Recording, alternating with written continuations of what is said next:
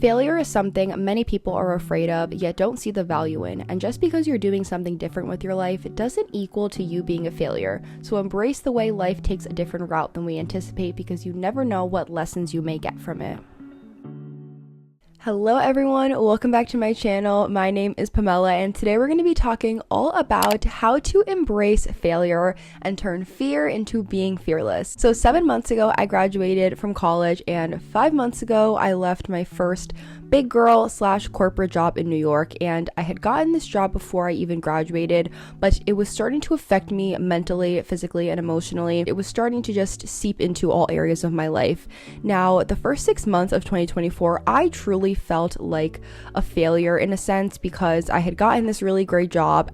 After looking for many months for a job, even though I left it, I felt like I was kind of doing myself a disservice because so many people were looking for a job and here I was just leaving it. But the reason why is because it was starting to affect me and my business and social media, and I couldn't help but feel this urge like I was doing something wrong. And this was really wrong for me to feel in the first place, because it led me so many times to believe that just because I'm taking a different step in life does not mean that I am failing, because in reality, there is no reason to be scared of failing, because you get so many amazing lessons from it, and all of these lessons only make you stronger as a person, and it can really change us for the better. So today I want to dive into 6 tips that helped me when it comes to embracing failure and learning to love it. Failure is when we lack the ability to meet a certain expectation or an expected action, according to Merriam-Webster, and we all experience this in life, but it is all about the bounce back and what you learn from this. So we all have those memories from when we were a kid and we're learning to ride a bike, or when we are running and we scrape our knee and our parents tell us not to run, but we did it anyway, and then we get back up. Those are the moments that, like I said, we fall, but we get back up. So even though failure can be defined as not meeting an expectation or not succeeding, we have to learn to stop reading so much into these tiny things that make up such a small part of our lives. And the reality is that no one cares about your failure as much as you do. No one cares as much about the things that don't go right as we do. Like, no one is watching us at the end of the day like how we watch ourselves, which is why you have to get out of your own head and take this insight and turn it into an action plan. So tip 1 is shift your mindset and your perspective. You need to change the way that you view failure. Kendra Scott, who is the founder of the Kendra Scott Jewelry Company, which is a $1 billion brand, says that no in the mirror means on. So if someone says no to you, game on. Why not take that on and see what you can make out of that, what you can learn from that, and where you can go. Maybe that can lead you to work towards something where maybe you're changing gears a little bit. But I loved that quote when she said it in an interview, which is no in the mirror is on. And failure is really only what we make it and how we see it in our mind. The way that we can change our mindset and perspectives by seeing certain situations as something valuable. Look at it as something to add to your story. And something that I say a lot in my life is when things don't go right, I'm always like, oh, this builds character, or this is gonna be for my come up story. Like, I genuinely say this obviously as a joke, but to me, when I am going through things, I feel like by having those little sayings in the back of my head of like, oh, this is adding to my story, or this is building character, like, it's genuinely so true, because why should I keep seeing the glass half empty when really I can just look at it as it's half full? So reframe your mindset and understand that if you are going to fail, you might as well do it from whatever other factor and not because there is lack of effort. If you know in your heart that you tried to make something happen and you faced all of these obstacles, but you still got back up and it still didn't work, then it's not because you didn't try. It's because there were other factors that went into that. I have a few videos on mindset and goal setting and how to live your dream life, how to build your dream life, all of these things where I really break down mindset and how powerful it is, because our minds can really get us to wherever it is that we want to be in life. Tip number 2 is, what are the key takeaways and lessons from what didn't go as planned in your life? Something that I always remind myself is that rejection is redirection. I always keep this in the back of my mind, because just because things aren't going your way does not mean that things aren't happening in the back end, or they're not being formed to work with you. There's this other quote that I also have on my vision board, which is that just because it is taking time, it does not mean it is not working. And I love this, because a lot of the times we can get stuck in that world of wanting immediate gratification, or we can get stuck in that world of wanting something to just happen immediately and like seeing those results. But in reality, things take time. Trees don't grow overnight and become this really big tall tree. Everything really takes time, and even the most successful people, a lot of us see them as an overnight success story, but overnight success really means 10 years in the making at times. Like, that is something that not a lot of people see. I think it's really important to analyze failure and understand what happened. Was there a lack of preparation? Did you have a miscalculation? Was there a factor that was out of your control? Whatever it is, look at why you failed or why this thing didn't go as planned, and try to understand that although you may continue to face setbacks in life, you can learn from these previous mistakes and keep applying it into your own life. When I make social media advice videos, the one tip that I always say is continue to post content on different platforms or on different niches and see what your audience likes and what they're more drawn to. I originally wanted to do vlogs and content all about me, when in reality, no one cared about my vlogs and they would get like at most 100 views. So instead, I channeled that and I thought, what can I do differently? Because I wasn't going to close up shop. I didn't want to completely close down my YouTube.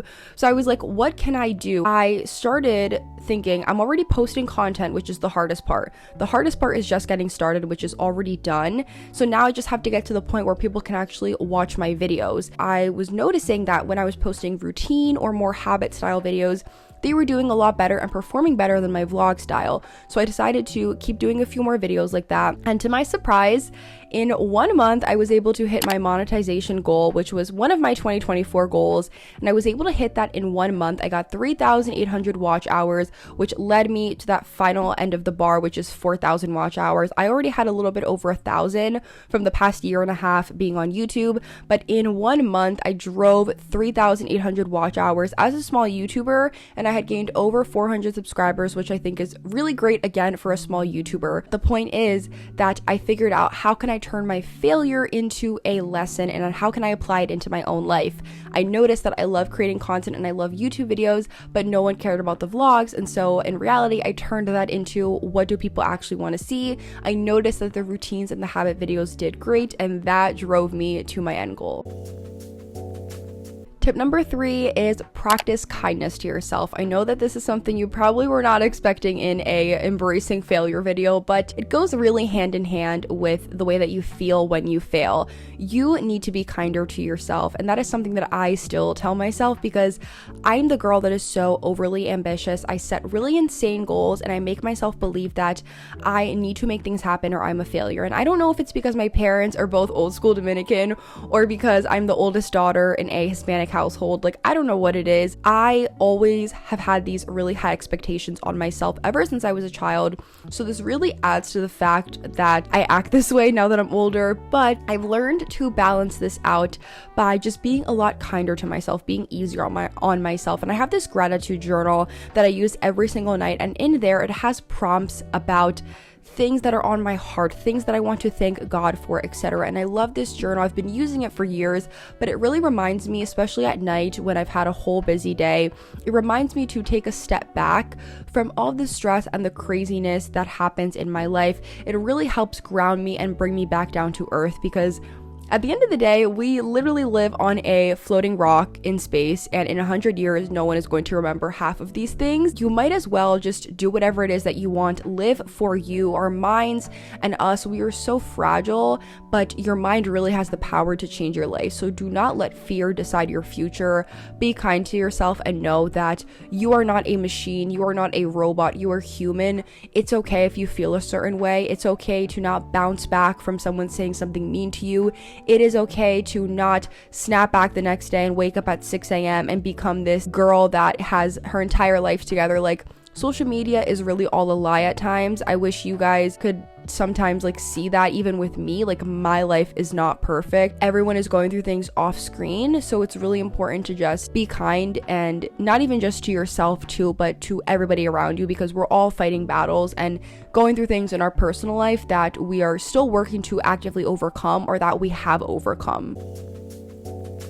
Tip number 4 is set new goals with realistic expectations. The reason why so many of us think that we fail or why we aren't as successful as others is because we set really, really huge milestones or really big markers and expectations on ourselves. And this is a little bit of what I said before, but you have to set goals that are realistic. This doesn't mean that you can't have big dreams, because there's a difference between dreams and goals. Dreams are visions and ideas, and goals are the steps that actually take you into that and actually can make your dreams come true. Dreams are the thing that I feel like really hold us together, because it's almost a sense of like that childhood-esque part of us that continues as we get older. I have so many dreams and things that I had wanted since I was a child that I still carry into my adult years. So instead of following that huge dream that you don't know how to get to, start thinking backwards from that, because we see a lot of really successful people. We may have role models or company founders that we look up to and we see their story, but you have to start backwards in a sense.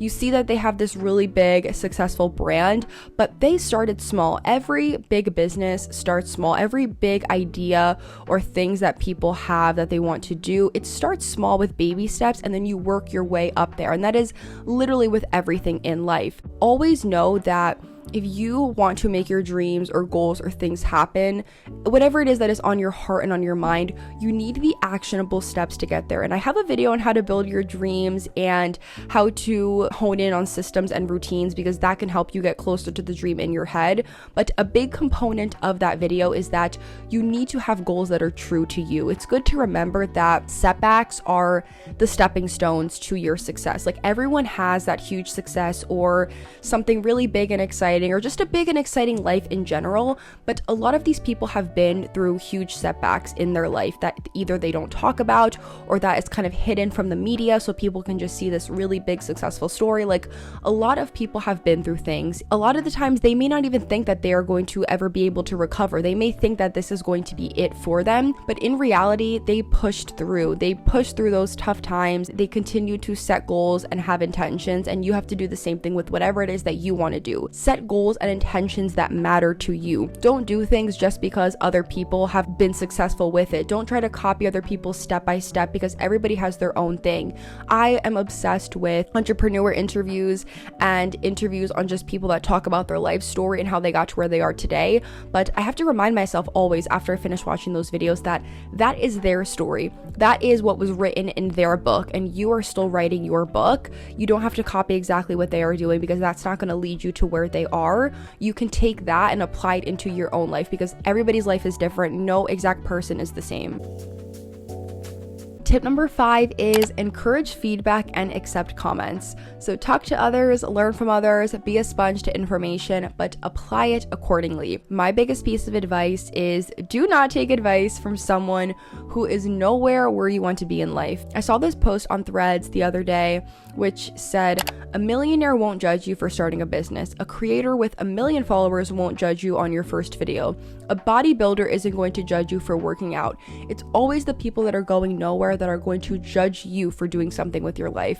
So all this to say, take feedback and comments and apply it to where it fits into your life. Don't just take every piece of advice someone gives you and try to make it work. Don't be the person that sees something online and you're like, okay, how can I mold this into my life? Like, only apply it where it works. If the shoe fits, then the shoe fits. If it doesn't, then it doesn't. And maybe you see an interview from a really successful person that says, I read 10 books a month, that's how I stay successful or whatever.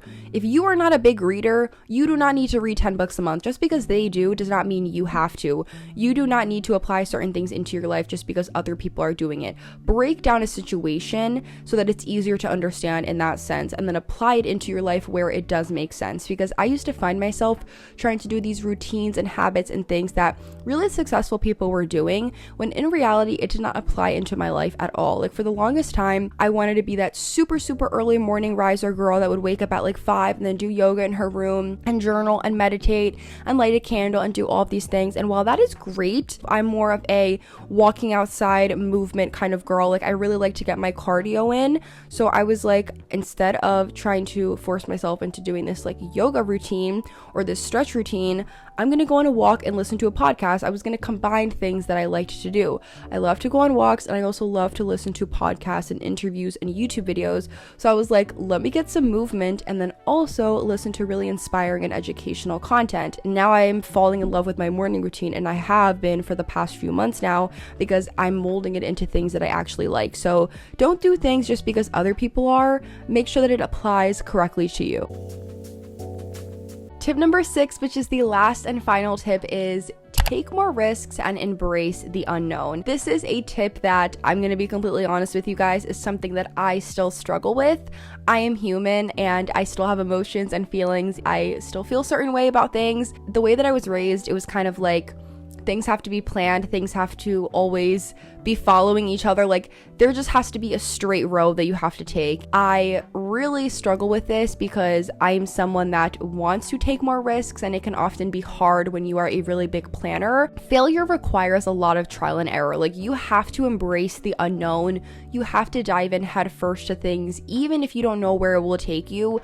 I always struggle with wanting clarity and wanting to see at least something and know, like, there is something good that's going to come out of this. I always want there to just be a good outcome, when in reality, not everything is going to have a good outcome, whatever it is, but you can still find a really great lesson in it. Like, so many things truly happen for a reason. Sometimes the best things can come when you jump ship with no plan, but you obviously have to do this with proper thinking. Like, if you have a lot of strings attached to things in your life, like maybe you have kids, maybe you're married, you have a mortgage, whatever it is, if you have really, really big responsibilities, don't jump ship without at least knowing there is something that is going to pay the bills in a way, or you have some sort of plan. Even if you don't follow it step by step, at least just have something in mind.